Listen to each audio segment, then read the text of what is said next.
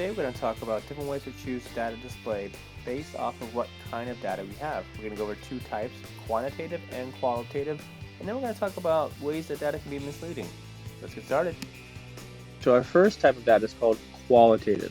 And qualitative data is non-numeric in nature, which means it's categorical or it's describing something.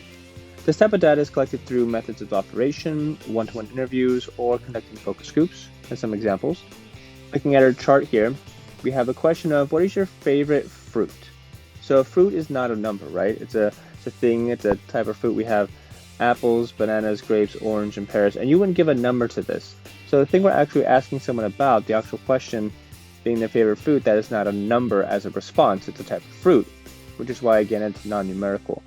We have another way to look at this where we have our bar graph. Again, you have your categories, the apple, banana, grape, orange, and pear. And then we have the numbers of how many people like them. Now, even though there's a number associated with how many people like the fruit, the actual answer of which fruit is their favorite, again, is not a number, which is why we have this as qualitative data. Another type of graph that is commonly used to represent a qualitative data would be a pie graph.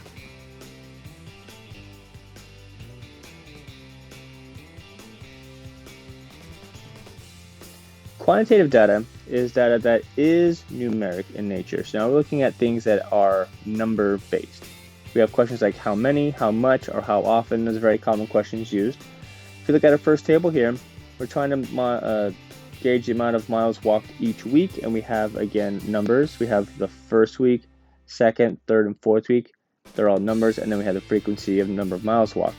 When we're looking at appropriate ways to display this, we have some tables in front of us. We also have a line graph in front of us. We can use, in addition to these two, a histogram, like we did for our qualitative data. We can also use a pie chart for this. And we can use a box and whisker plot. The box and whisker one applies only to quantitative. We wouldn't really be able to use it for qualitative type data. Alright, so we're going to go ahead and look at these two surveys, and we're going to try and determine based off of the tables if they are qualitative, which means they are describing something or it's a category, or if it's quantitative, which means it's a numeric based answer. Alright, so go ahead and pause the video and then check back in with your answers. Alright, if we look at our first table here, we can see that we're talking about how fast somebody was going. We have the miles per hour, and so our responses are numbers, right? 65 miles an hour, 68 miles an hour, and so on. And since our answers are numerically based, we have a quantitative data. Looking at the second one, we have eye color.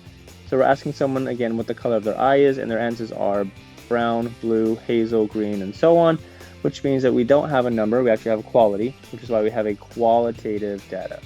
So something that I use to kind of help me remember this, again, qualitative is categorical, or quality, again, it's not a number, so we have quality or qualitative. Kind of helps me remember that it's not a number. And then for quantitative, it's just the other one.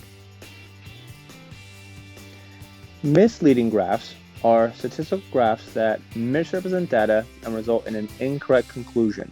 So when we look at the graph, there's something wrong about it, or there's something that kind of makes us interpret the graph differently or incorrectly. And we're going to look at a couple different reasons why this might happen and how to avoid using misleading graphs. Alright, here we have two different graphs. We have a histogram and then we have a box and whisker plot, and both of these are misleading.